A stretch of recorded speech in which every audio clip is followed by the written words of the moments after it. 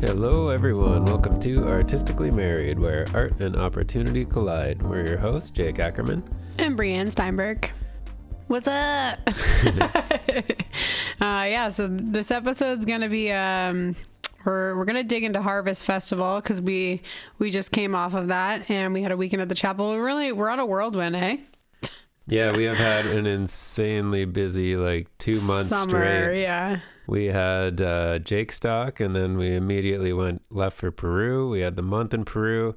We came back. We got right back into work for a short week, and then went right to Harvest Festival after that. Yeah. It was 3 days to pack and get ready for it. Had 2 flat tires on the way to that. Oh, and then, my God. We're going to get into the actual harvest. Had another week of work, and then we went to chapel, 6 hours there and back to New York just for one night, basically. Yeah. Yeah, we've been busy. Yeah.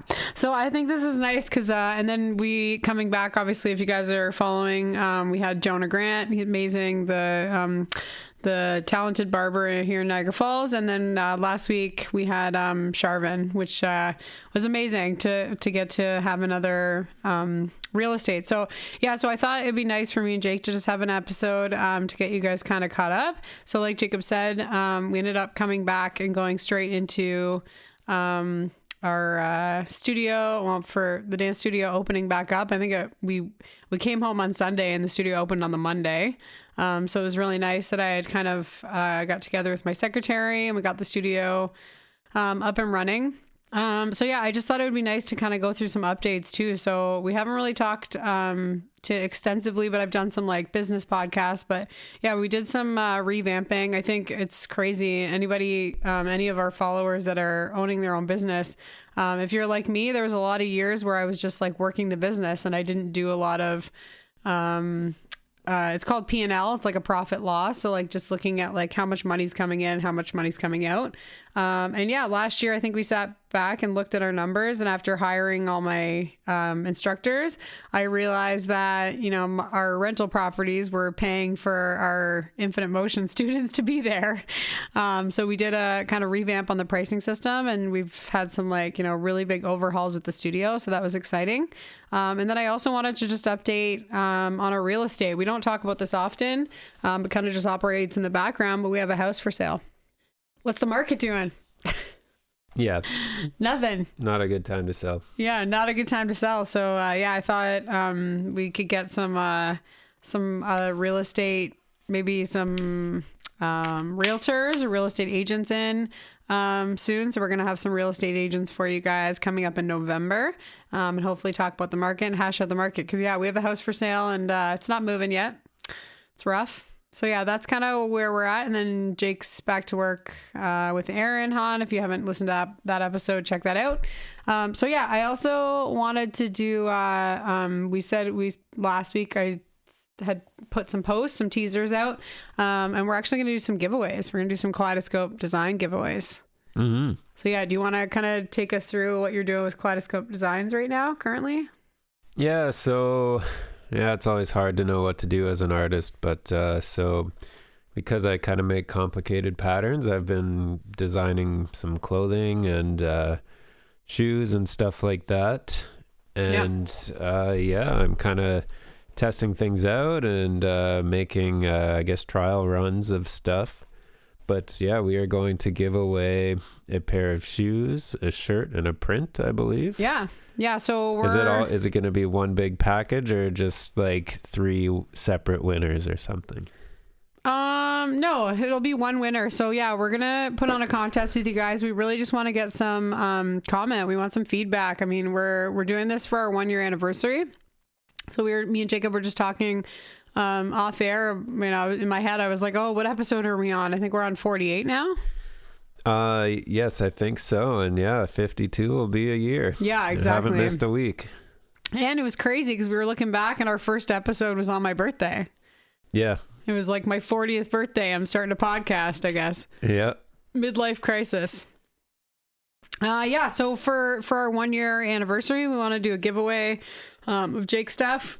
And I don't know, maybe we'll throw some Artistically Married stuff in there. I know our mugs are a big big coveted item. Everybody wants our Yeah, mugs. I don't know definitely. why. We So gotta throw in a mug. yeah. So maybe we'll do a mug too. But yeah, we're gonna do one of Jake's newest shirts that we're in the process of designing.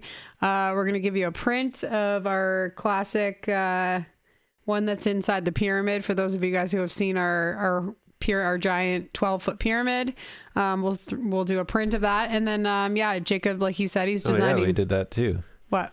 We had the night of art as well. Oh yeah. We weren't participating this year, Yeah, but we still weren't went. in, And we weren't in, but we were. Yeah, we got to go got to and see all enjoy our it. friends, Yeah. half the people that we've interviewed. Yeah. We've had half of our guests that were all in one event, and I lined up a couple new events for you guys, or a new guest for you guys, so that'll be exciting. But yeah, So this is how we're going to do it. If you comment on any of our episodes, so go back, pick your favorite, put some comments. We're just looking for some feedback to get you guys involved, see kind of what you're thinking, how you're feeling about the podcast. So if you had any comments throughout any of the episodes that you listen to, now is the time. Go back, drop those comments on the individual episodes. And yeah, you'll be entered to win. So anybody who does any comment, who posts any comment on any episode on Artistically Married will get entered into the draw. And then on our 1-year anniversary episode, we'll announce the winner. So yeah, if you guys are interested in Jacob's kaleidoscope stuff or our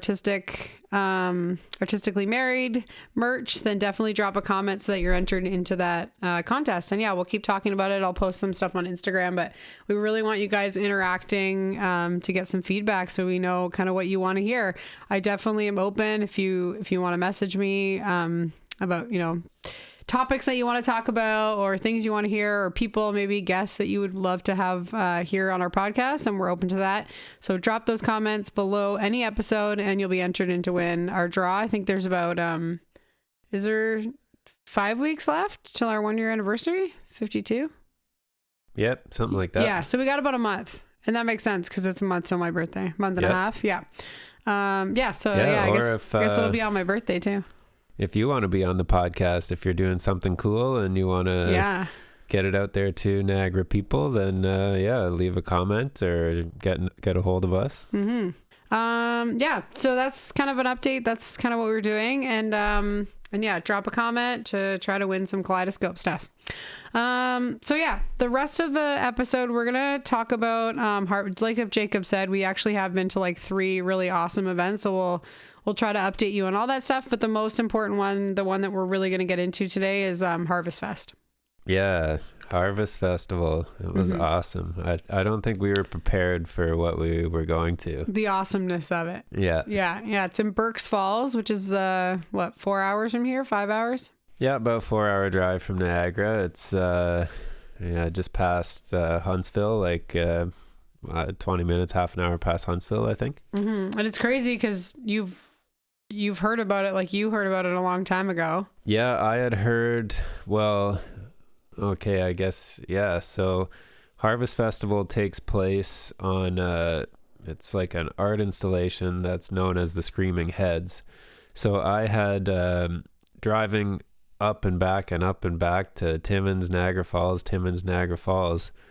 I'd seen the stickers on people's cars, and I had heard about this place, and somebody told me, oh yeah, there's this art installation place in Burk's Falls where there's these big concrete sculptures. So I was like, oh wow, cool. So I looked it up on YouTube, and I think I watched an interview with the creator of it.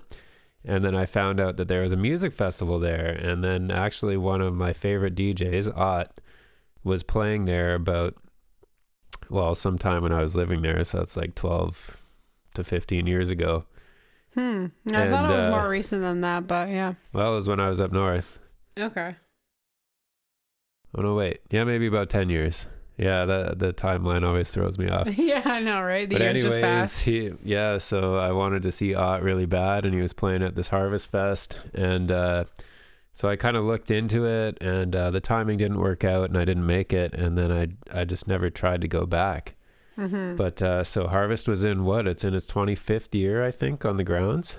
Yeah, so when we were there, they were kind of talking about it, and they said the festival was 30 years old, but it's been 25 years. So they must have had it somewhere else for 5 years, and then he must have bought that property. So the owners Peter Camini. Am I saying that right? Peter Camini, I'm guessing. Camini? Okay, yeah, probably. And yeah, like Jacob said, he's a Canadian artist, specifically a sculptor, known for creating the Screaming Heads installation in the Midlothian Castle. I think that's what they named it. Yeah. So we looked into this and I was like, oh, that's got to be a cool meaning behind the name, but I think that's just what they call that like area. It's like called Midlothian, like it was the Midlothian. In Midlothian, yeah, it was like the territory that's surrounding Burk's Falls. Yeah, it's like the township or something like that. Right? Yeah, exactly. I looked up the word. I'm like, it's got to be something really cool, but yeah, the property is unbelievable. So yeah, I guess he started working on the sculptures. The art installations, the big screaming head, concrete heads in the early 1980s. I pictured them to be just like scattered all over the property, but they are very like they're placed specifically. They are placed specifically, but some like you'll go out in a giant field and there'll just be one in there. Yeah, for sure. Yeah. They're all over the place. But the big ones, the main like heads, the first night that the show was, the Friday night, is in these like, and they're all 20 foot high. Like they're huge structures. Yeah. Some of them weighing up to 30 tons. And yeah, they resemble hands, heads, horses, and other things. Yeah. I wrote this, but I'm not actually sure. Do you want to describe how you think that they were built? Yeah, so just as a builder, and you have these large concrete structures, I was kind of just guessing on, how he would have created them. So I would think that they would have been formed with probably foam or something like that can be shaped easily because they're very kind of rough circular shapes. It's not like you're making a wooden concrete form. Maybe it was like a wooden square, and then he just kind of filled in the outlines with foam or something like that just to make the shape. And then the texture of them is very interesting. I think he would have just laid like poly or plastic on the ground and then built the form around that and then poured the concrete into that. So the face of the heads are very, very smooth but lumpy, as if they were just kind of created on the ground. And I think the sculpture is it's kind of like a homage to like climate change and things like that, right? There's like a natural aspect to it. Like the heads are screaming because, they're scared hurting the planet. Yeah.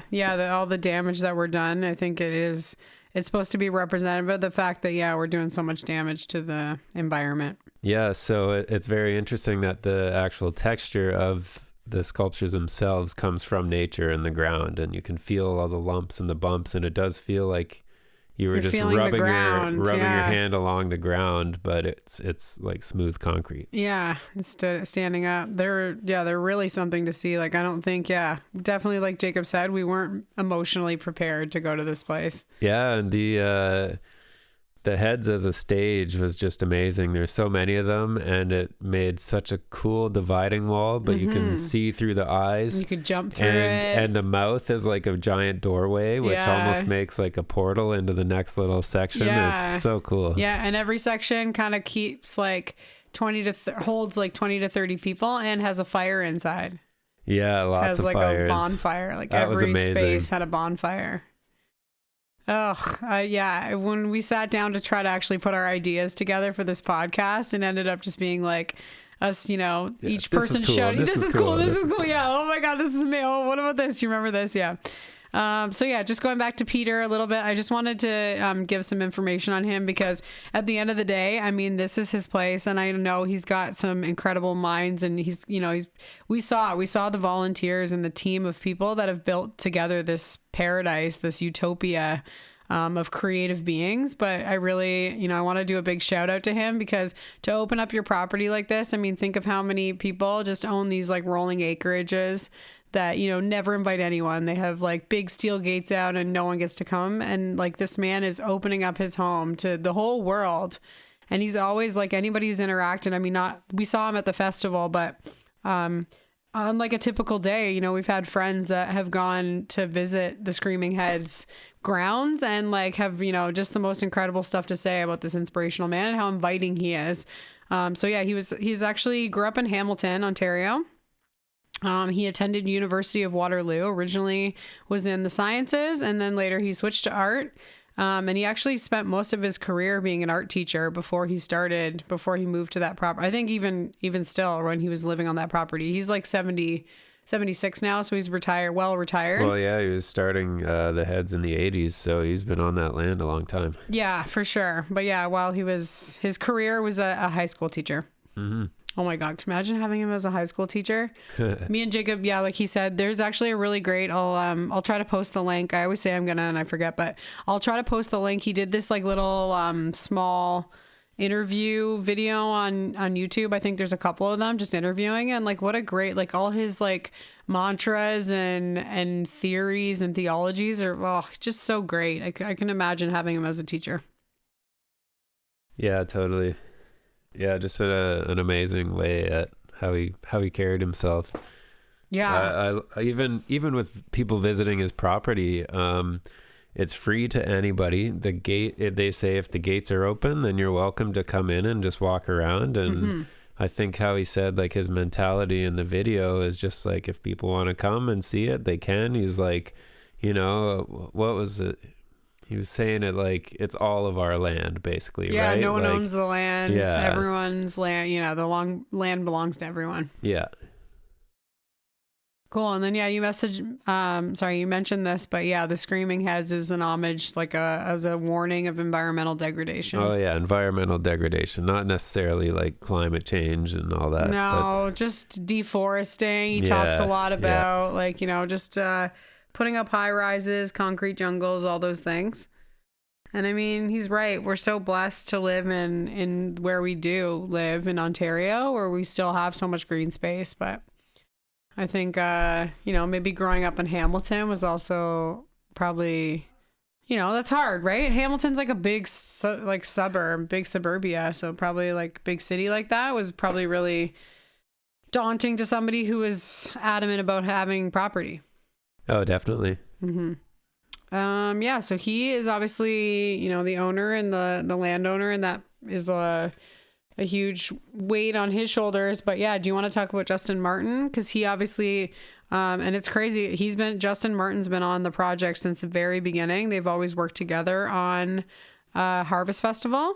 And Justin does all the sound and lighting. He does all the production, the event production. Okay, cool. Yeah, their company's called AlienInFlux Sound System, and wait, yep, it's just AlienInFlux, right? Yeah. Okay, yeah, and they did the sound system at Harvest. Yeah. AlienInFlux is the production company. Yeah. Mm-hmm. And man, I was blown away. So just even the sound and the lights inside the main stage at Harvest were. It was top notch. So I keep saying that, but it was like best of the best. It was incredible. The screens were amazing. They had like 4 light techs on it, like all at once doing things, and it was great. But I was blown away by the sound too. Like the bass was just so low and hard hitting, like you could just feel it like rumbling in your stomach. But then at the same time, usually a loud bass is just going to kind of blow out all the rest of your sound. But then all your high ends and the drums were so tight and crisp and clearly audible that I was like, are these like regular speakers that are playing this sound? I was just blown away. Yeah. So they do a great job. They do a couple other festivals as well, I think. The guy behind it is Justin Martin. Mm-hmm. They're Canadian, of course. Yep. According to their public statements, AlienInFlux has been active since about 1995. They're rooted in Toronto's underground electronic music community. They do sound and event production and created the Harvest Festival, among other events. Yeah, and this is saying 1995, but I think Justin Martin, from what I was reading, was involved in Harvest Festival since the beginning. So he probably somewhere along the way after starting Harvest started his company. Yeah. Okay. He was like, I love doing this so much and I'm going to make a production company. Yeah. Yeah, I mean, they, like I said, and we were even talking about this, but just, and you could feel this throughout because you could feel it, and we're going to get more into detail about it, but just like routine and ritual. Like, you know, when you go, let's say like you go to like a family reunion, we do this. Well, we did do this for a lot of years. We went to a cottage and like everybody knew like Friday night was like the fire night. It was a sing along. And then Saturday night was, you know, the washer tournament for our family. We did that like washer tournament and we knew that was all day on Saturday. So I think it's really cool when you get with a population of people, specifically it tends to be friends and family, and everybody looks forward to like those little different events that happen, right? And that's how I felt about Harvest. So the planning behind this and all the production events, like all that kind of stuff. And then on top of it, that layer of like ritual and tradition and all the things that happen in that weekend. I thought it was so cool because you can see it's reflective of having the same people working on something all the way through. They have this vision for it. They have this like this idea of what they wanted it to be, and they stayed together. Those two men were working on this project every year together for 30 years. Like you can feel that. You can feel that energy of like this is a family connection. And there's some amazing things that they have done to keep it that way. So like they didn't sell out. Like so many music festivals you see now is just all about advertisement, and the goal is like make money, right? Yeah. Like we're going to put on this big event, do all this stuff, hire all the people, but the goal is profit, right? For our company or whoever put the event on. I don't knock businesses for trying to make money, so. I know. Okay. But they could have blown it up. Yeah. They could have sold more tickets. There's room for more people to be there. There's room for triple the amount of people. Every one of those stages could have been operating at the same time.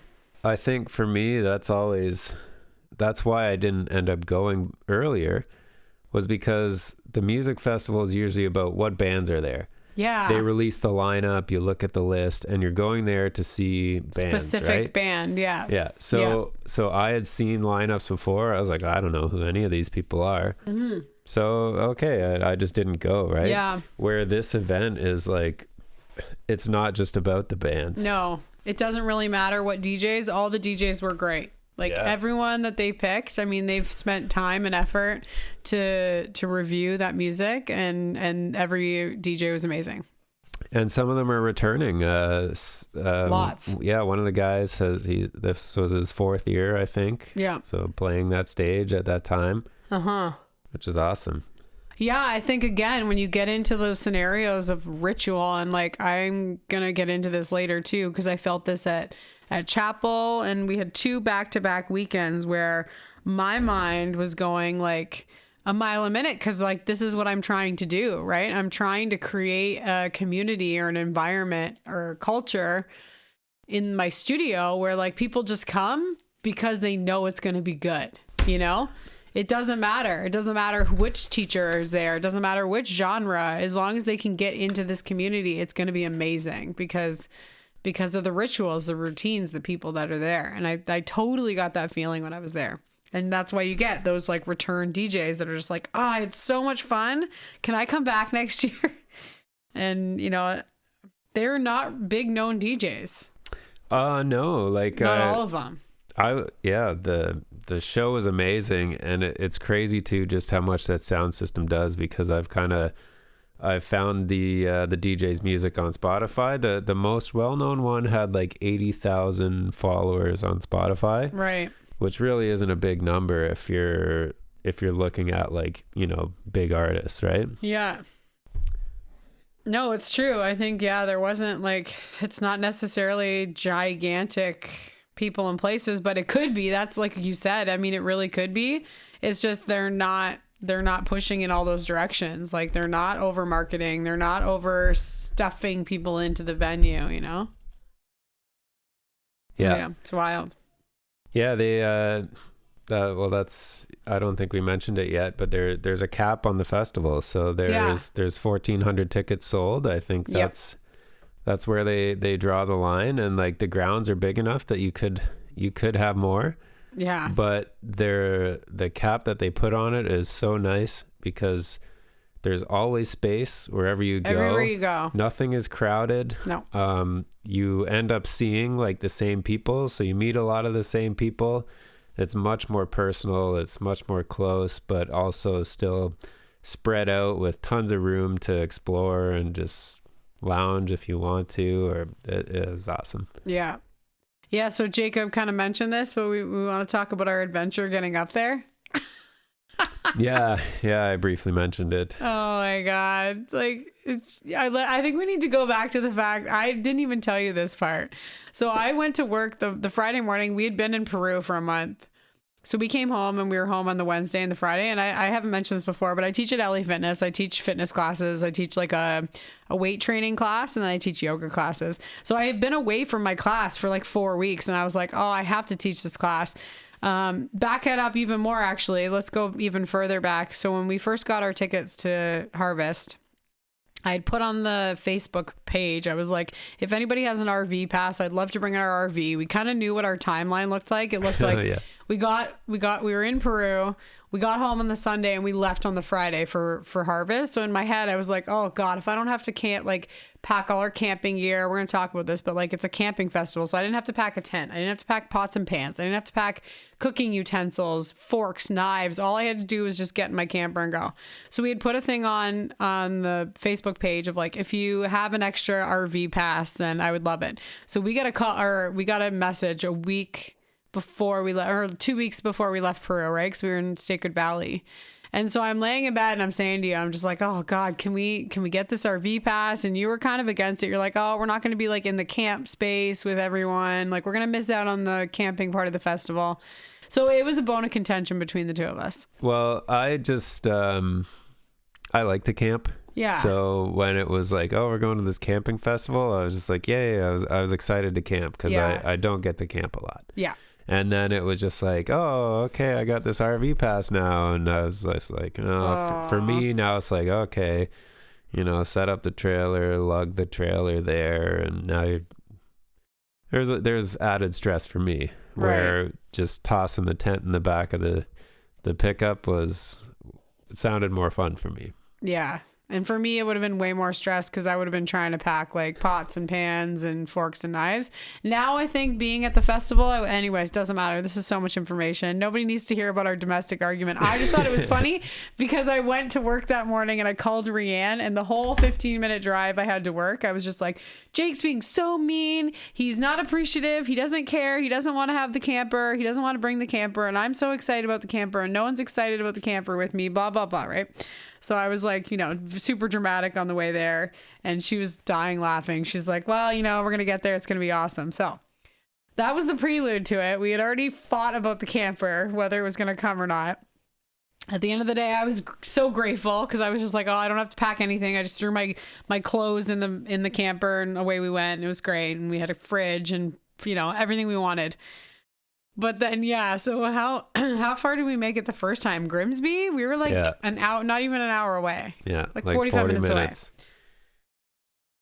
As we were driving there, the camper felt like shaky. And I was like, okay, that's kind of weird. And then all of a sudden, boom, boom, boom, boom, boom. And then it felt smooth after that. So I was like, oh, we got to pull over, see what that was. Pull over, and the tread of one of the tires had just ripped clean off. And somehow the tire was still holding air, and it was just like metal mesh and like a bit of rubber left. Yeah. And so we're like, okay, like tire's gone. We got to find somewhere to fix this. We were near the Costco in Grimsby, and Costco has like a mechanic shop. Yeah, I thought they would for sure have a tire to change it, but it's a specific tire. We pull it there slowly, trying to get this tire to hold up still. Yep. Pull into the driveway. Bree talks to one of the people, and they're like, nah, we don't work on trailers. We can't bring it in the shop. We can't really work on it. He was a nice guy though, but he's like, yeah, we don't have that type of tire either. So we had the spare. We put the spare on. We thought we had to borrow a socket, but we ended up having one. So that was good. Yeah. So yeah, jack up the camper, swap the tire in the Costco parking lot. everything worked out that way. So Yeah, good we're to like, go. yay! Okay, we're only an hour late. And Let's then go. he said, he was like, it looks like the tire was overinflated. And I was like, oh, that's weird. Like, I had the tire pressure set for winter, maybe because we didn't really use it and it sat. And now with like, because it's been so hot and it's just been sitting there, maybe the air inside the tire expanded or something like that. Mm-hmm. So I checked the air on the rest of the tires in the camper, and the one on the other side was actually kind of high, but it was like normal, like 40 psi, so like maybe a little high. Yeah. And so I actually let a little bit of air out of that one, and I let the air out of the one that was still inflated but was broken. Right. And then we went on our way. And yeah, we made it, and I think we were like already tired. I think we had just. Well, I had worked all morning. We were still like not even recovered just gotten from back Peru. from Peru. Like, yeah, we were I only had done a week of work, and it was back to harder work that after, week, and just getting back into things. Yeah, we're both so miserable. Yeah. And we were supposed to be there earlier. Yeah, and now we the were supposed to tire, be there at the 5 first tire o'clock. took up like an hour. We were an hour late leaving because we hadn't packed. Like, ugh, I know. We were just so frustrated at that point. And then the second tire. Yeah, so we're in like Gravenhurst or Bracebridge. And we were just talking about it too. Like, when we get there, I just want to go to bed. Like, I don't even want to go. I just want to, we're tired, whatever. Let's just go there and we'll sleep. And then we said something. I swear we were just talking about it. We were like, oh, what are the chances? Like one of the tires blows, right? Yeah. And then all of a sudden just boom, another one goes, and this one just exploded. Yeah. So they were like, oh, there goes another one. Pull off to the side of the road. What are the chances? It's almost 5 o'clock. And no, it was almost 6 o'clock. 6? Yeah, it was like 5:45. Okay, well, whatever. Yeah. And so yeah, Bree calls CAA because now we don't have a spare. We have a pop tire. It's late in the day, and they're like, well, all we can really do is just tow it to somewhere. A shop, and they can fix it in the morning. So we're like, no, we're not even gonna make it there. Yeah. So then we called a tire shop in the next town up. Oh yeah, they were in Bracebridge, so we were before Bracebridge. Yeah. And he was like, if you can get the tire here, I'll keep my shop open, and I'll fix it for you. We give him the size of the tire. He's got it in stock. Perfect. So we like unload the trailer from the truck. Yeah. We had the spare that was already broken. So the first tire that had gone. The first pop, yeah. So we threw that one in the truck, drove there as fast as we could. We get there and the guy's shop is still open, so he fixes that tire for us. Shout out to Cal Tires in Bracebridge. Yeah, Cal Tires saved us. If it wasn't for that guy, we wouldn't have made it. No. And then so fly back, put that tire on the trailer, and then just the whole rest of the drive, I'm just like, I don't know, like so just miserable. Feel like the other ones are just gonna blow. There's 4 tires on the thing, right? Like, I'm like, what are the chances? Come on, here goes another one, right? Yeah. But no. We made it there. Yeah. Oh, and then it's like we're almost there, and I was just like, I just don't want to park this trailer in the dark. Yeah. So we're pulling up. I'm like, yeah, we're gonna make it. And then someone had driven their car into the ditch, like on the last road before we were going in, and there's this big lineup of cars. Yeah, it was shut down both ways. It's like, no, come on. But we made it. We made it. Yeah. And yeah, literally when we got there, I set the camper up, and I'm just like, I just want to go to bed, whatever. Yeah. And then we go over to that head stage the Friday night. Yep. Where like 20 giant screaming head sculptures. They got it all lit up. They got these huge bonfires everywhere. I was gonna say all the lighting for like that DJ stage, all the lighting. Like AlienInFlux must do all the lighting. Lighting the water, lighting the lake, the pond, all the little tikis. So yeah, the DJ booth is set up. It's got like this woody looking like tribal hut sort of DJ booth. The music was awesome, and the atmosphere was just amazing. They had like lasers going over top of the heads that made it and then smoke. So it almost looked like it had a ceiling made out of lasers. It was so cool. Yeah, and the trees around there too. And as soon as I walked in there, it totally changed my mind. I was just like, yeah, let's go. Time for fun.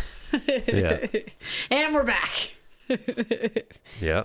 Yeah, it's hard. It's crazy to like to keep trying to have fun, you know? Like when you're it's gonna sound really braggy, but like, oh, my hands were just black from changing two tires. Yeah, we're just like, what is wrong with us?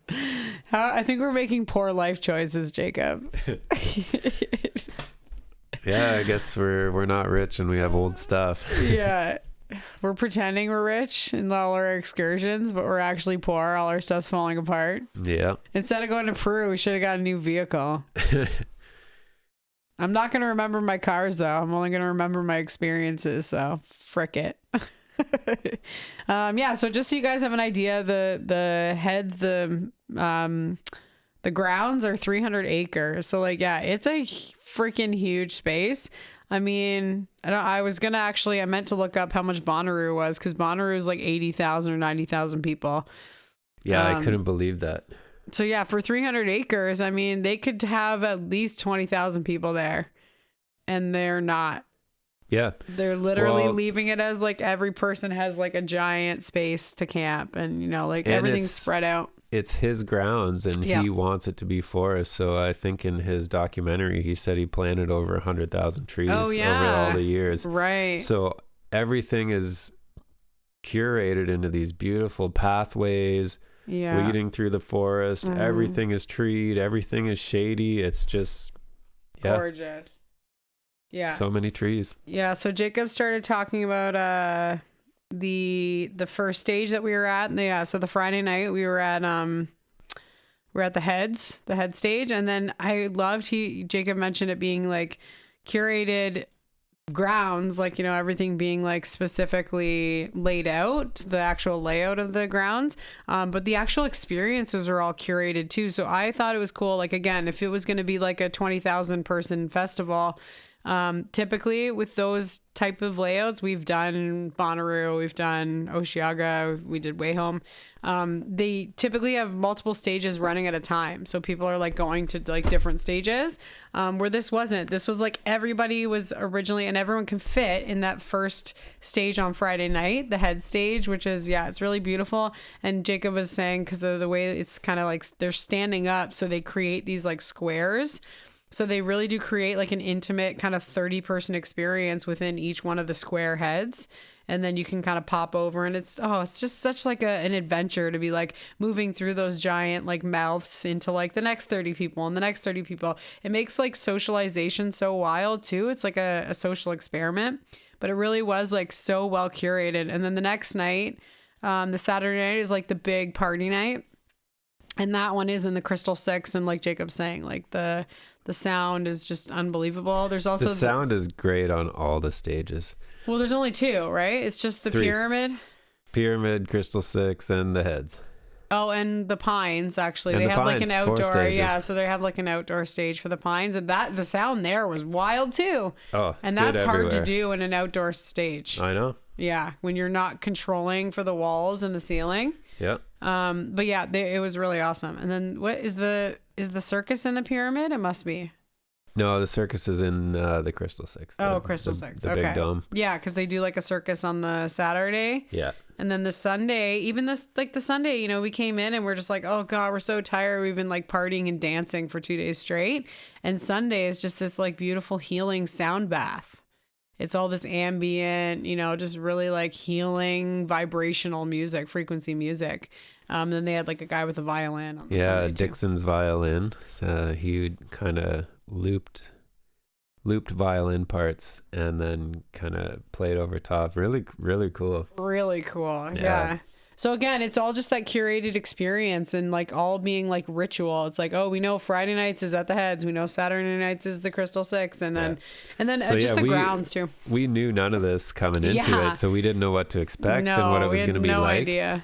But it was so well done. Well done. I love the fact that the Friday, everybody's trickling in, cars are coming in, you know, people work all day Friday, so they end up just getting there late at night.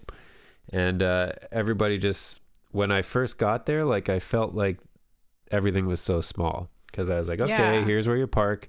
Here's where the campers here's are. The heads. Here's where the tents are. And then here's the stage with the heads. Yep. And I was like, wow, this is going to be great and intimate. And that stage is so awesome. I was like, oh, awesome. I'm so down to listen to music here all weekend, right? Right. And then they're like, no. Like tomorrow it's at different There's 3 other stages. And I was like, what? Yeah. Like, it's not happening here again? Yeah, and you add that like rarity. Saturday, you never get to go back on Friday night. You're just like, what? I never get to go back there? Like, it was amazing. Yeah. And then Saturday, they just open everything up.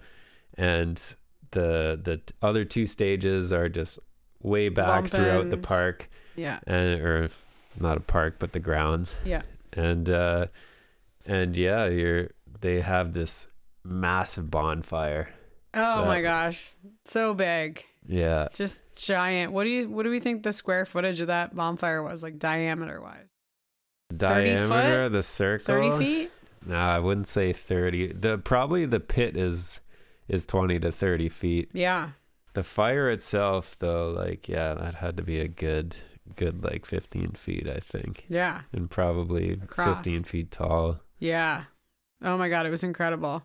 I also wanted to mention 2 more things. One was I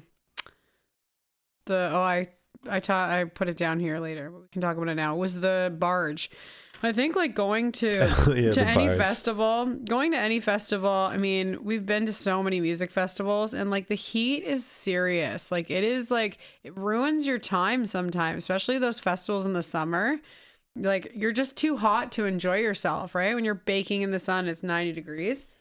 Yeah, it's a mission just like surviving. But yeah, exactly the time of year of this event is also just so well scheduled. So it's harvest time, right? Yeah. It's the fall. It's the end of the summer season. Yeah. So it's Northern Ontario, which is something we haven't really talked about.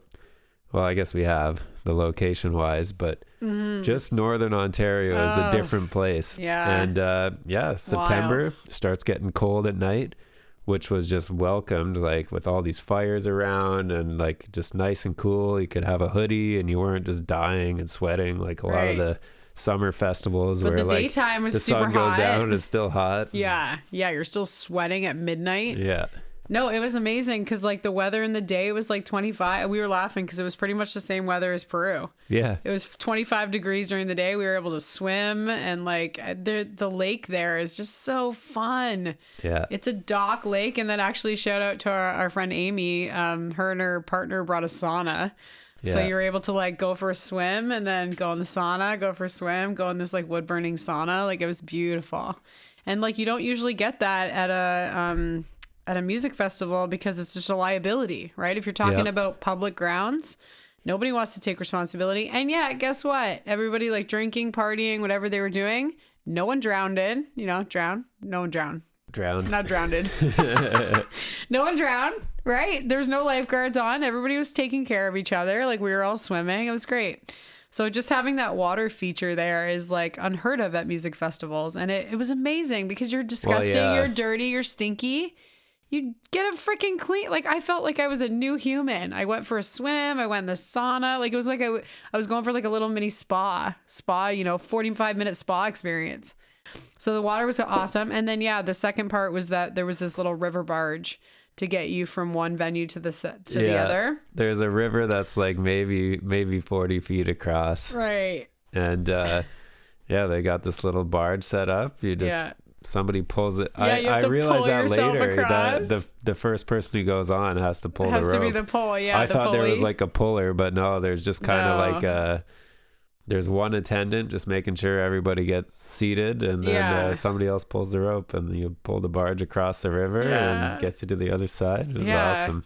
And it was fun just like standing in line to like wait for it. They had like lasers and fog going over top of the water, so it just looked great. It looks so cool. Yeah, if you guys get a chance, check out my Facebook my Instagram on our Artistically Married. It should still be there. You got a barge shot? I got some barge video. Yeah. I am, when I get organized, I'm gonna sit down and do a Peru book. What's it called? album. Thank you. Yeah, and I'm gonna do a Peru album, and I'm gonna do. Jacob has 9 trillion pictures of Sacsayhuaman. I have so much pictures, video, and some drone footage of Peru that I have a lot of work to do and not a lot of time to do it. But I will get videos to people. I will. Yeah. Okay. Yes. Yeah, we're gonna try to get our videos of Peru on YouTube, on Artistically Married YouTube channel. Yes. But back to harvest. Yeah. So the water feature was really, really cool.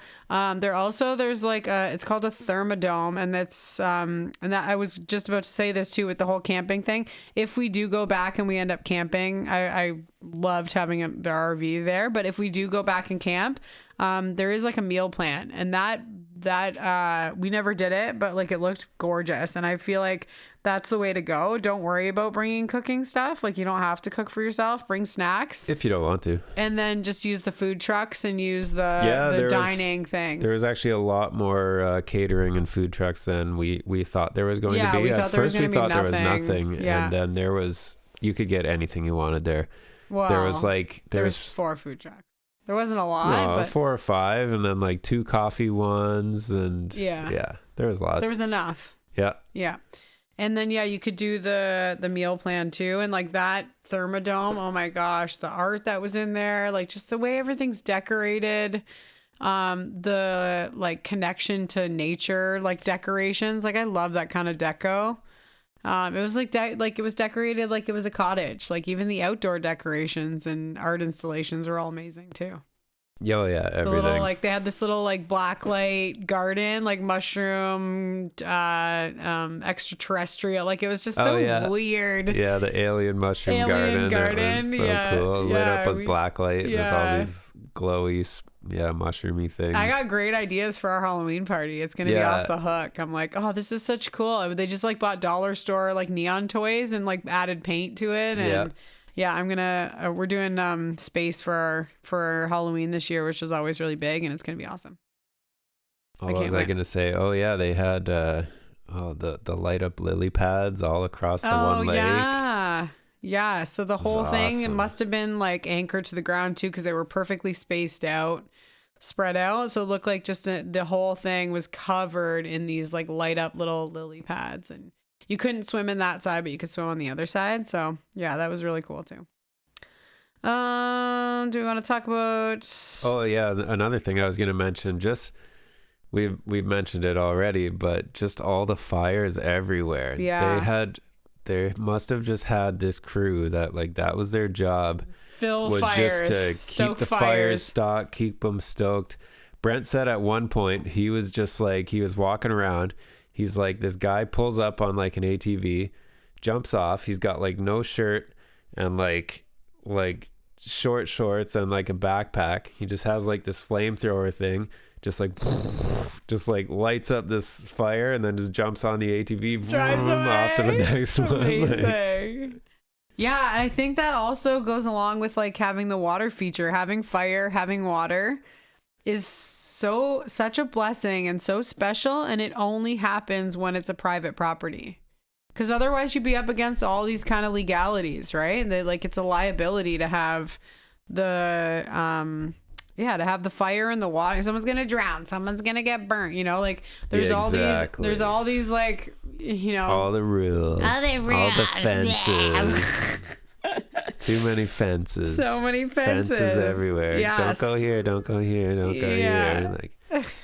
No fences there. No, and I think to see an entire group of people that are like being organized like that was so powerful, and everybody was talking about it, and it's so noticeable, and we don't take it for granted. The fact that like we are constantly now, when we get in these community experiences, and then they're totally like all the rules, right? I don't know how to explain it except for like it's just constant, red tape, and you can't go here and you can't do this and you can't do that. Oh God, we're gonna get in trouble for this.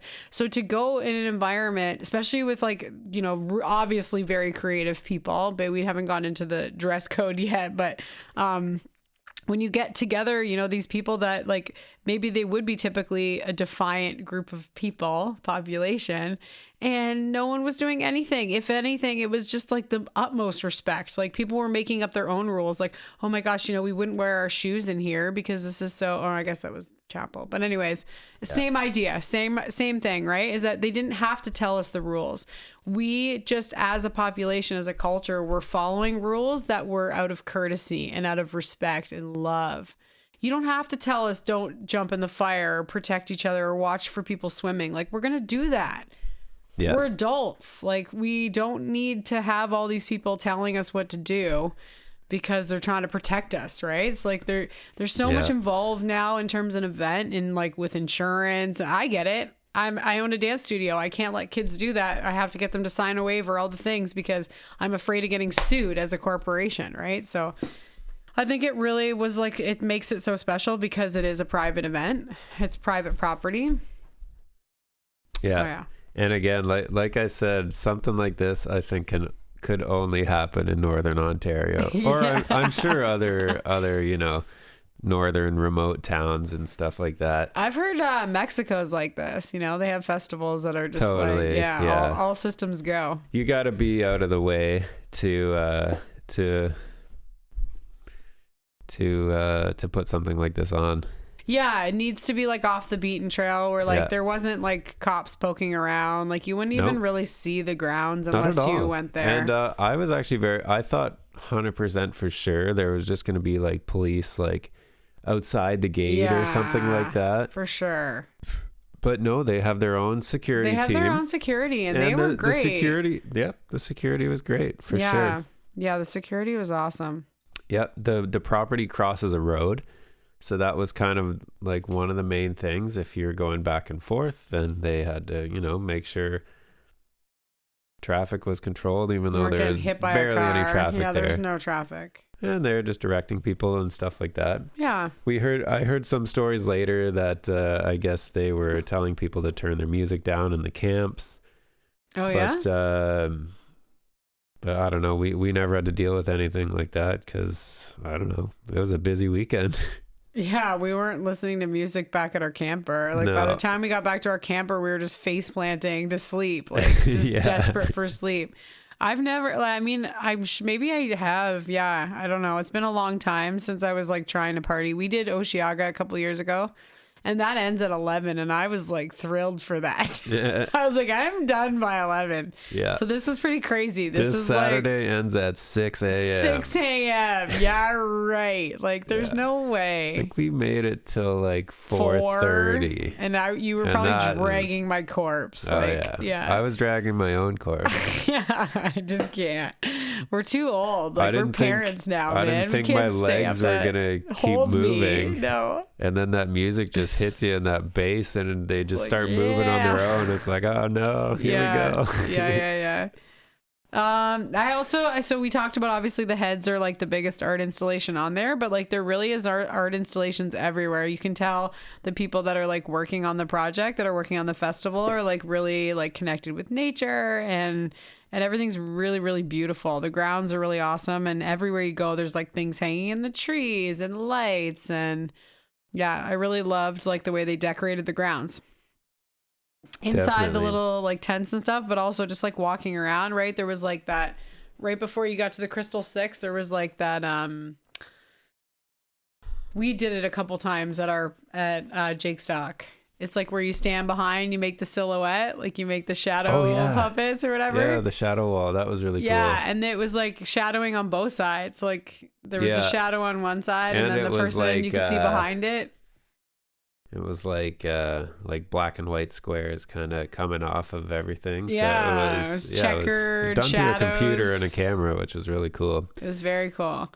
That little lady just sitting in there, she was doing like tarot readings. It was like fortune teller. Oh yeah, little fortune teller booth. Like just funny. So much stuff like that all around. And then also there was all the like, we didn't even get really into this because we didn't like know what was going on, but the culture is so rich that people are already like starting planning now, like for next year. They're like, oh, I'm gonna bring like, you know, those like pop sucker things and hand them out. I'm gonna bring my homemade earrings. Like it's just filled with like creatives and designers. Like it was so funny. I was just like handing out our podcast cards because I'm like, this is totally our demographic. These are our friends. Like, everyone there was just like trying to like leave their impact on the community and like try to give things to people that they would appreciate. Like, it was just so wonderful.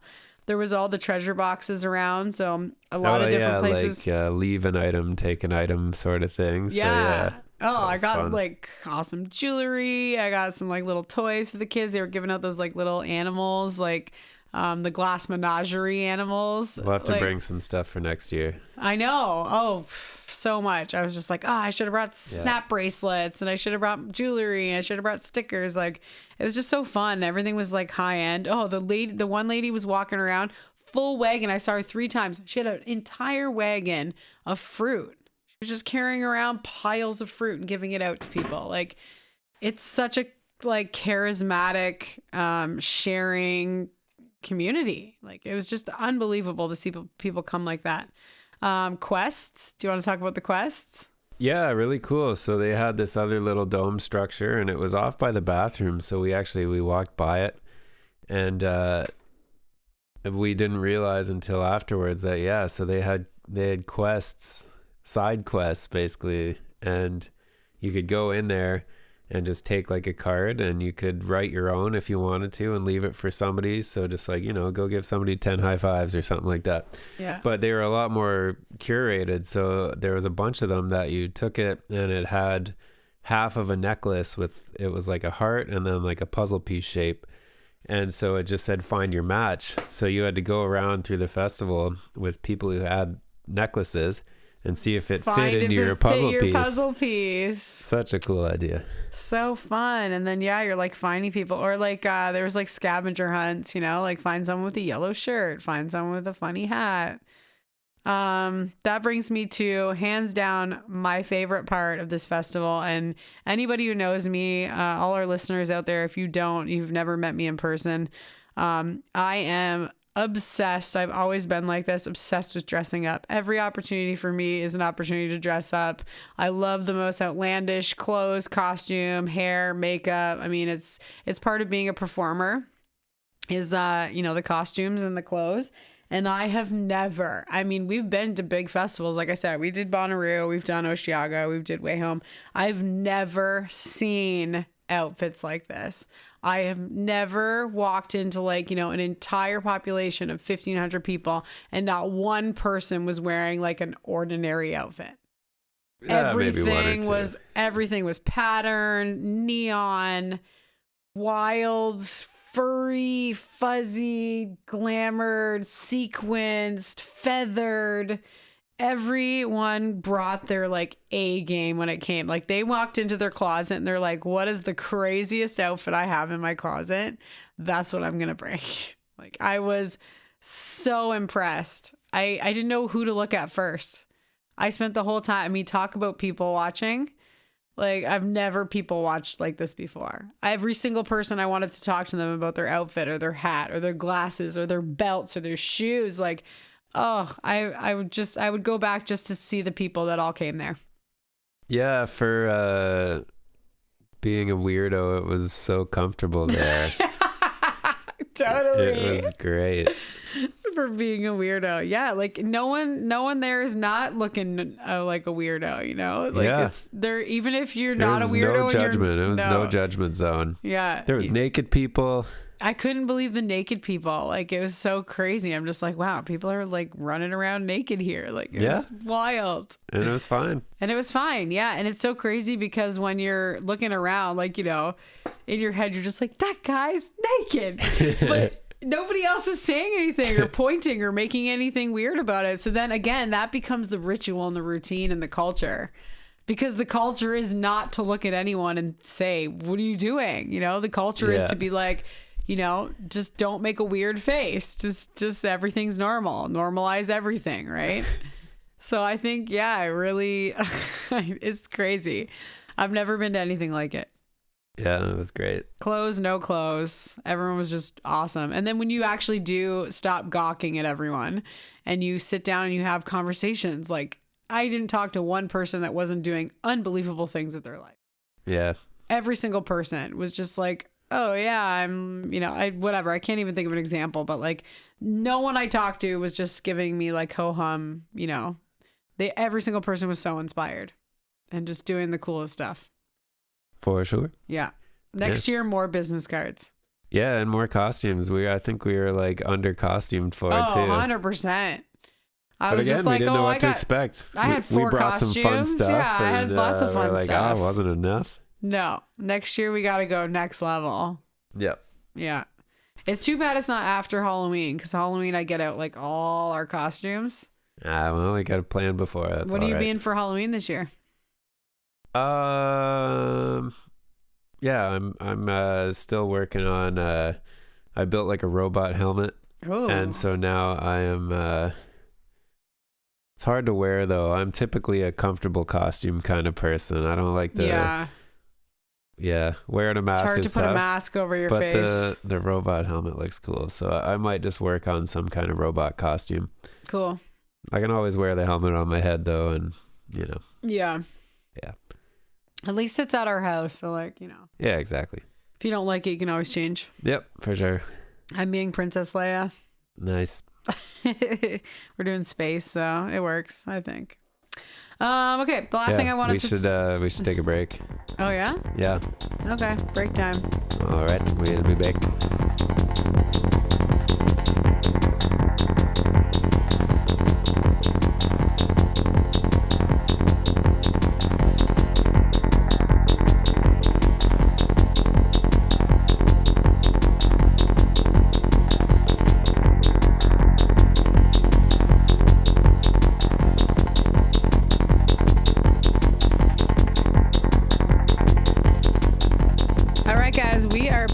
Today we're talking all about Harvest Festival in Burk's Falls that happened 2 weeks ago.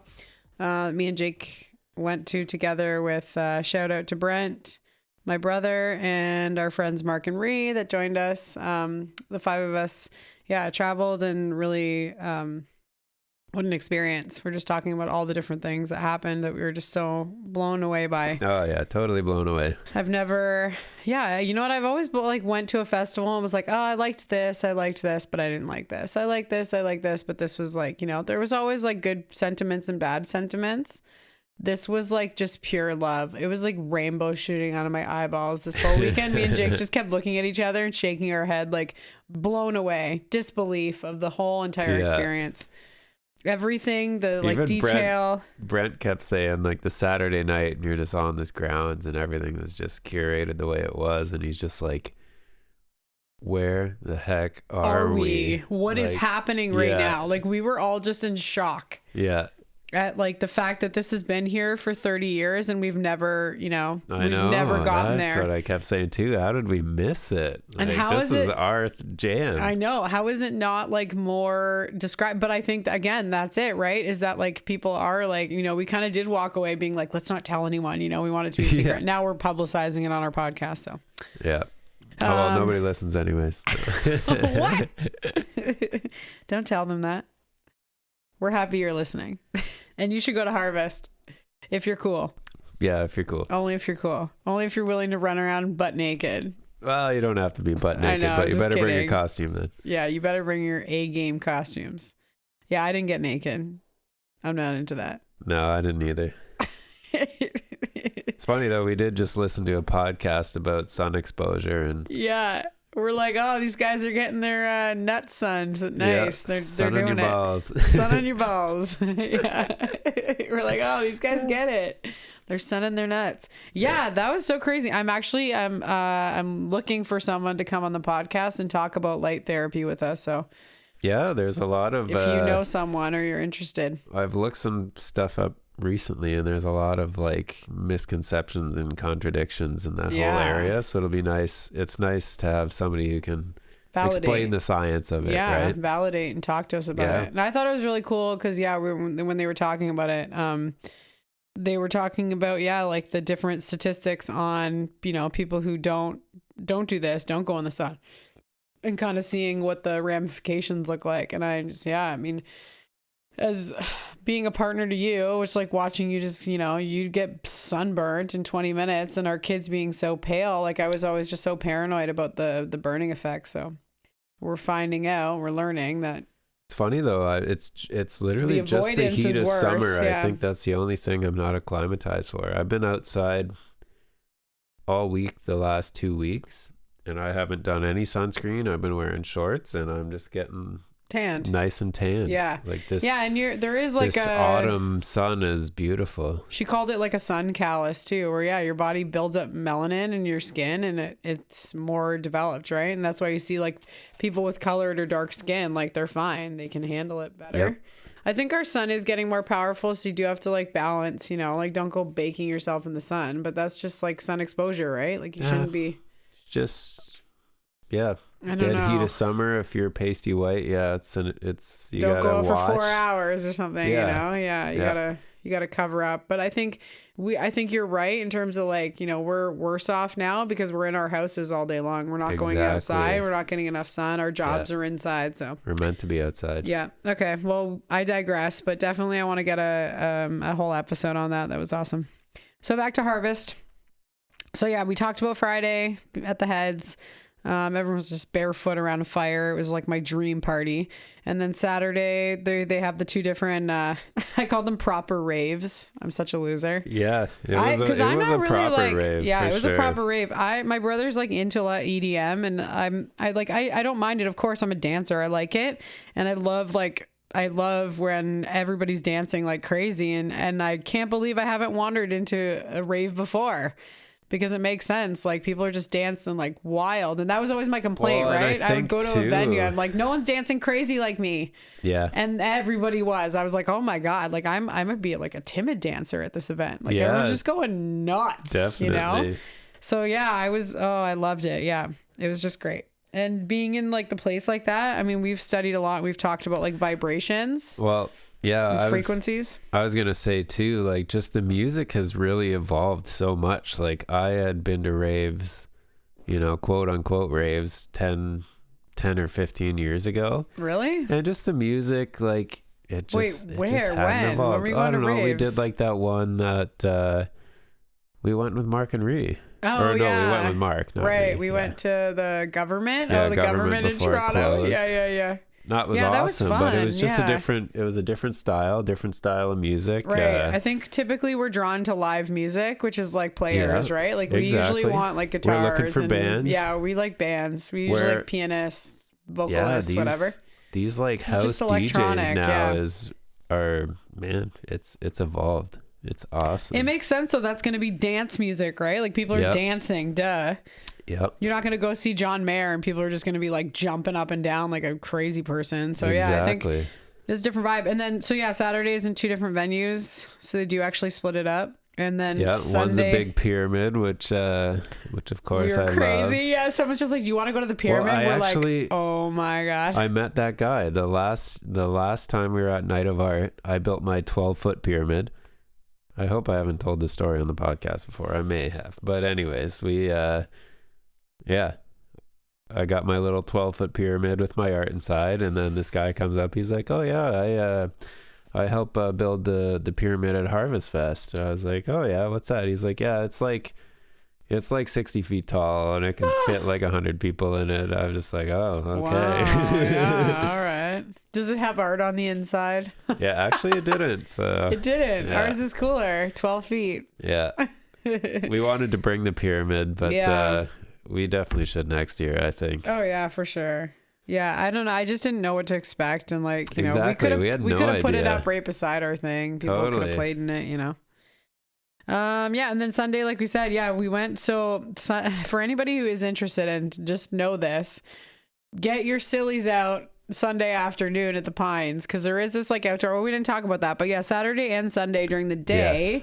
They have this like really nice outdoor venue, and it's like so well treed, and it's the pines, and we've always talked about that pine forest and like what the bed that it creates, right? It kills everything underneath it. Yes. And it just creates this like squishy, jumpy, like pine needle bed. Yep. It's amazing. Smells just amazing. Oh God, it was like hot and just like roasting the pines. Like, oh my gosh, it was unbelievable. So yeah, that was really crazy. So during the day, Saturday, and then Sunday, yeah, I think we were trying to conserve our energy because we were just like, oh, we got to party again tonight. Yeah, we're like, oh, we got like another night of this. We got to take it easy during the day so we can, last till the end of the night. Yeah. But yeah, they don't do like it that way. At 9 or 8 or 9, we're like, all right, let's go. We're going into Friday night is just party time. Awesome. Saturday is just this beautiful day of experiencing everything on the grounds. Yeah, swimming. They got a DJ set at the Pines Saturday afternoon, get you fired up, and then you go home, you have dinner, and then like the DJs come out at night on the big stages, and everything goes crazy then. Yeah. And then maybe sleep, hopefully sleep a bit. We did for sure. Yeah. Brent did not. Oh my God. Yeah. My brother just didn't sleep. And then yeah. So Sunday, chill morning, afternoon, they do like a 5-hour set at the Pines. It was like one like DJ group.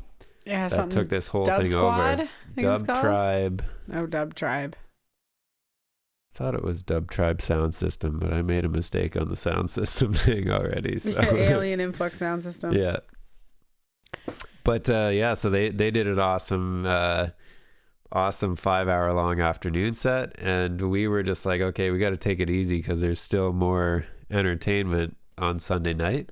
Yeah. But the Sunday night is a very chill. We walked into the space and everybody had brought their pillows and blankets, couches, and like blow up couches. Yeah. We're like, what is happening right now? So we're like, okay, on the dance floor, just put your blanket on the floor. Yeah, and we were tired, so we luckily found a spot and laid down and enjoyed the music. Oh yeah, that violin player was so good. Oh yeah, it was awesome. So awesome. Yeah, it was so funny to like walk into a stadium full of people that like were all the same people. Like we were all raving on Saturday, and then Sunday night just like curled up in like, you know, nests of blankets. Like what? Just the whole thing, right? Like that's like going to like, you know, adult summer camp. You have the party, and then Sunday everyone's tired. You do like, you know, TV night or something, movie night or something, and everyone just like gets their popcorn and like movie nights it, you know? Yeah. And that's what it was like. So yeah, now knowing that, I think I'd put more energy into Sunday afternoon. Definitely. I would dance. I wouldn't just lay in a hammock the whole like 5 hours thinking I had to dance again that night. Yeah, knowing exactly. That you just get and to not rest. feel like you had to conserve your energy. Yeah, we just get to rest and do on it Sunday another night. time. Yeah. Yeah, and I think that's really intimate. Like those are the times where you get to really like chat with people and like just hang out and rest, right? Like it's just such a wonderful like weekend of, you know, it's just so well organized. It's amazing. Props to the organizers and the planners. It was perfect. Yep. Yeah, we talked about the fact that it was private property that limited all the restrictions, and I thought that was like really amazing. And then the other thing I wanted to talk about, because like we were in our head, we were just like, okay, so it's limited to like 1,500 people. We did the math. It's not a cheap ticket, but like for a whole weekend of music and experience, and it comes with your camping pass. Honestly, it's not bad. It's like the same price as like any of the big bands that come by Bud Stage. Yeah. Right? Yeah, for one ticket, one show. And it was the whole weekend, and you got like your camping involved in, like your accommodations were included in that price. But anyways, we figured it out. It was something like 60,000 or something that they would have made off of the festival. And then the dining ticket is expensive. It's like $150, I think, for like your 3 meals. You get like a dinner on Friday, breakfast and dinner on Saturday, like and $50 brunch on a Sunday. meal. Yeah. No, that's not bad at all. No, like, you're right. That isn't good. really bad, and the food looked amazing. But like, you know, you think, oh god, $150 extra after you paid $450. But anyways, it doesn't matter. The reason why I was bringing up the numbers is because we did the number thing. We were crunching the numbers, and in my head, I was just looking at like the staff, the porta potties, the groundkeeping, and like whoever else would have been involved in that festival. And I was like, they're not making any money off this. I don't think that's what I mean. They're just pushing back all the money back into the festival. Like everything was just at highest quality. The amount of wood they had to spend on that, like, must have been bananas. And I'm sure they're paying these DJs. Yeah, there's a lot of security. There's Tons of people working. The porta potties were cleaned out. I was literally like seeing porta potties cleaned out every 5 hours.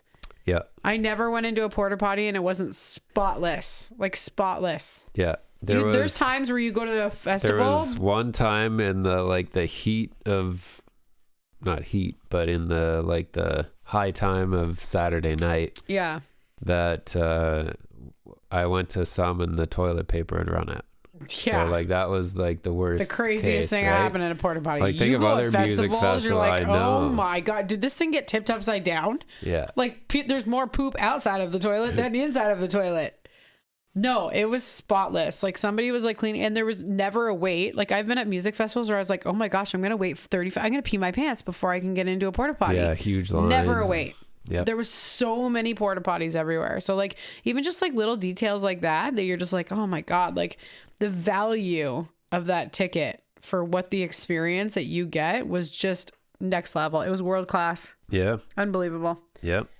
Grounds were meticulous. Somebody was always picking up garbage. And like, I think too, like, well, it's part of the culture too. It's part of the culture. It's like part of, I'm wearing the bracelet still. Yeah. They had signs everywhere. Excess makes a mess. Yeah. Yeah. It says, leave no trace. Eat, sleep, hydrate, leave no trace. Yeah. Eat, sleep, drink water, leave no trace. That was their 4 rules, right? And those hydrate, are pretty great rules. Yeah. Hydrate. And really, that covers all your bases.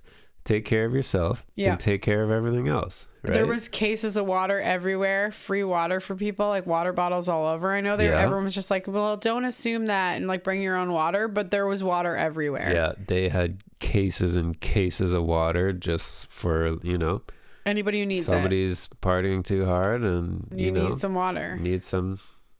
They had it there. Yeah. Ready to go. That was an issue. I remember we were carrying around a lot of water. Yeah.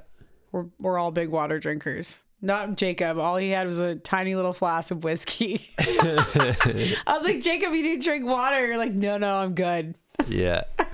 I don't want to have to go pee. I'll just drink this. I swear it was like the never-ending flask too. It was, yeah. Did you fill it up the rest of the whole weekend? No, you had one flask the whole weekend. Yeah, wow. I filled it up before I left. It's only like 6 ounces or something like that. We barely drank. Like, we were just dancing our heads off. And like, when you're dancing that hard, you don't want to be drinking. Like, no, you want to be sober because you're just like, it's so much movement. Like, you don't want to like, be like sloppy and falling over. Like, I really didn't see anyone like that, which was awesome. I saw a couple people, but for the most part, were everybody. They the naked ones?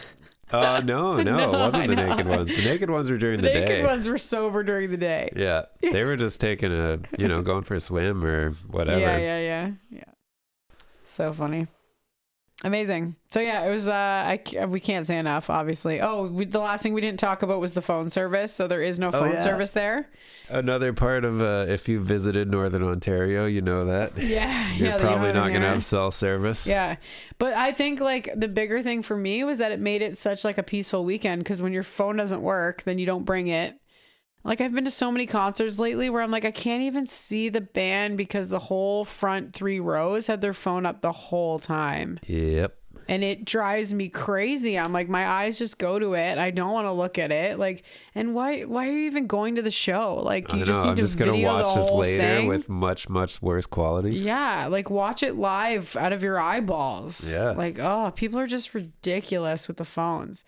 So to go to a whole weekend of almost no phones, like, and in my head, I was even I'm like, I want to take pictures of everything. Like, this is incredible. Just the people that were there, I want to take pictures of them. Oh, yeah, I was going to say that. Like, yeah, I had my little like pouch on my side, and I had my phone, but it was strictly a camera. I couldn't do anything else with it. Yeah. And I had my little flask. I didn't have a wallet the entire weekend. There's nothing to buy. There's really not much to buy. There was food, and we got like coffee on the Sunday. The coffee's so good.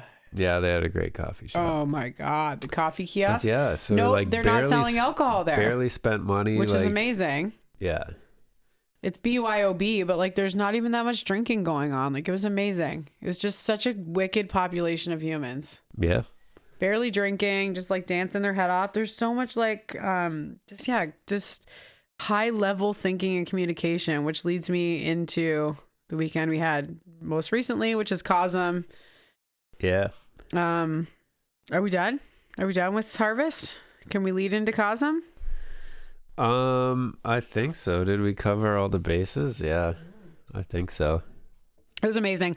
But no, the same, what I was going to lead into, and I think that I felt this both, which is, oh my God, come on, back-to-back weekends of just like high-level thinkers. Like not one conversation I had at Harvest with a complete stranger or Cosm, anytime we've been to Cosm, the conversations just right away go to like higher level thinking. They're never just like, and I mean, we all have jobs and kids, and I'm not saying those things aren't important, but when you get together in a community that like wants to have these conversations about creativity, art, introspect, like all the things, you know, they want to talk about all these like really wild topics. I thought it was amazing. I was literally like, like handing out business cards to every single person. And then we did the night of art. I'm like, this is our demographic. We might be out of business cards already. Oh yeah. Well, that's what they're for, right? Pretty sure I went through 600 business cards in 3 weekends. Yeah, right. Because we just met all the people that we should be hanging out with. We kept forgetting to bring them. No. Where? Sometimes. No. So maybe if you haven't, we're not going to go into huge detail, but if you haven't already, and you're interested in Cosm, Chapel of Sacred Mirrors in New York City. Yeah, we just kept saying chapel. People might be confused about that, but yeah, it was the Chapel of Sacred Mirrors, and it's called Cosm. Wappingers Falls, New York. Yeah, and that is Alex and Allison Gray's sanctuary of art, and it is an amazing experience anytime you go there. The people are great. Alex and Allison are just there hanging around talking to everybody. You get to meet these incredible people. We went there this time to see Ott, finally, who is the DJ that I originally wanted to see at Harvest. And he's just been one of my favorite. Like his music has been on for probably 50% of all the drawing that I've ever done. Like it's just such a... They said that too. Amazing, like chill, good feeling vibe that just gets like your brain going. Not too much vocals to kind of distract you. And he is one of the best. I think he is the best, just like producer. Everything just sounds perfect in all of his mixes. So so we finally got to see him, and he was an incredibly humble and awesome guy. It was probably the busiest night we've been to going to Cosm. So yeah, it was so busy. Yeah. I was going to say, if anybody is interested in Cosm and learning more about Cosm, we have 3 episodes. I realized I wrote like episode 3 and episode 24, but actually it's episode 3 and 4. Right, 4, yeah. We did an episode on Alex and Allison, and then we did another one after we came home on Cosm. That's right. We talked about it before we left, and then then we went. It was one of our first episodes. It was like right after, because we were trying to figure it out too. We're like, hey, we've been there 3 times, and it's been 3 times in a year. Yeah. Because we went for my birthday the first time, and then we came home and did the podcast, and then came home. So yeah. So yeah, if you're interested, check it out. Episode 3, episode 4, and episode 24, we talked about Cosm. Those are the 3. We went 3 times. Yep. This is our 3rd time. Yeah. And it's wild. I think we've talked extensively. Not so much lately, but I think it was during those episodes that we were really talking a lot about a religion. I was raised Roman Catholic, and Jacob was raised in like a minister's home of being Christian.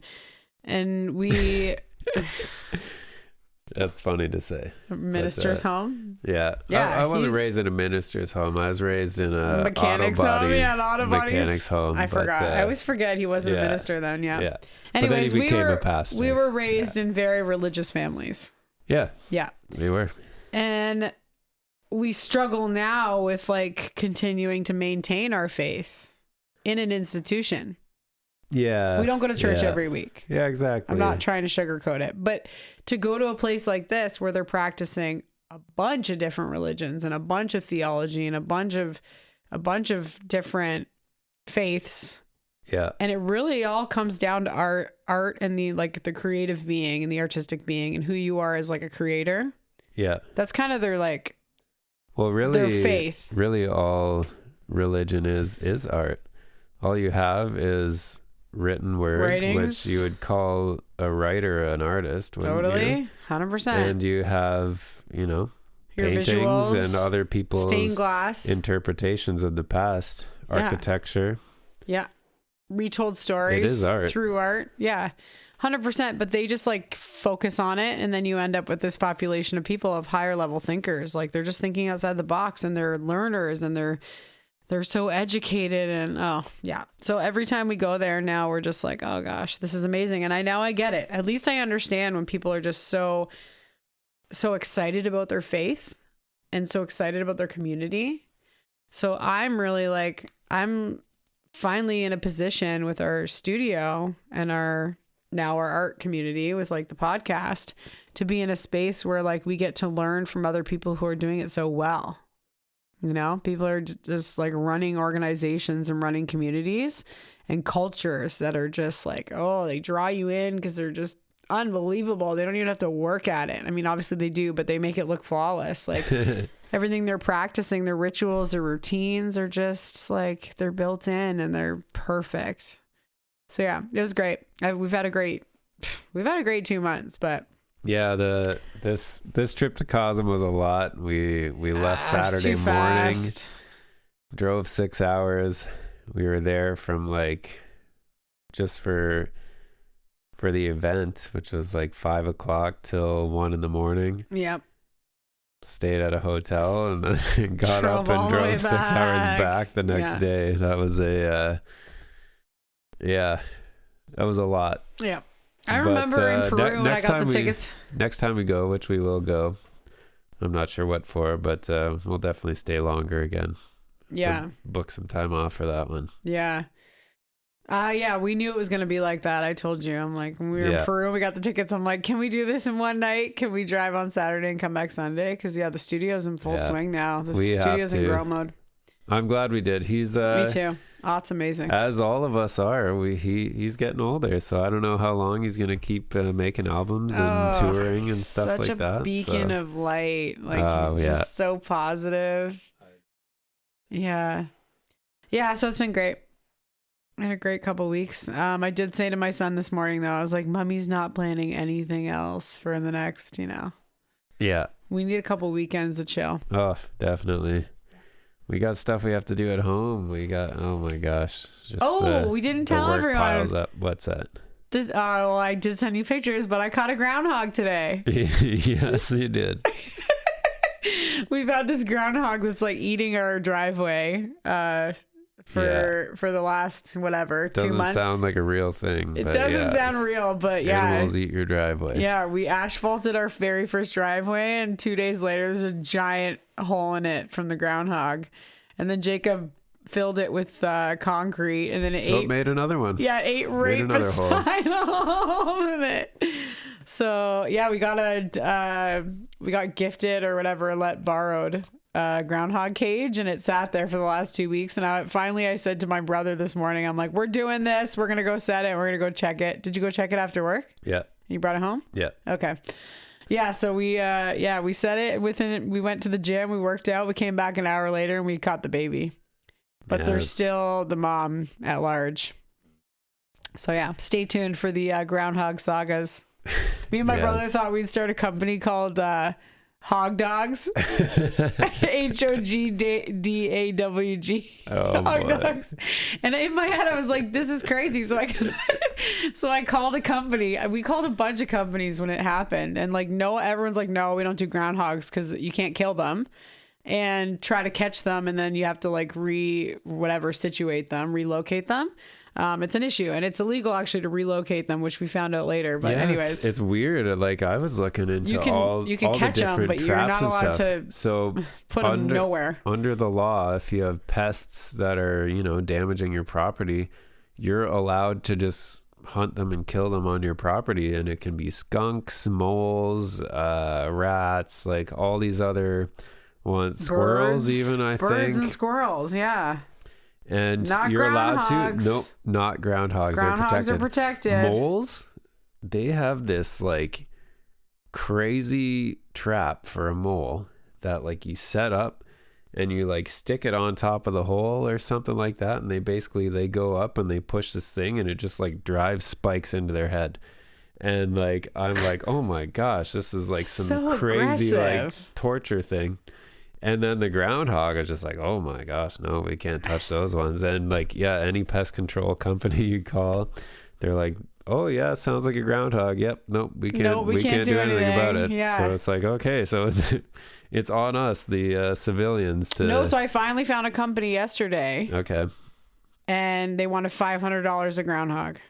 Okay. So I was like, Brent, I'll give you $500 if you go sit at Maple and watch that groundhog trap and tell me when there's a groundhog in it.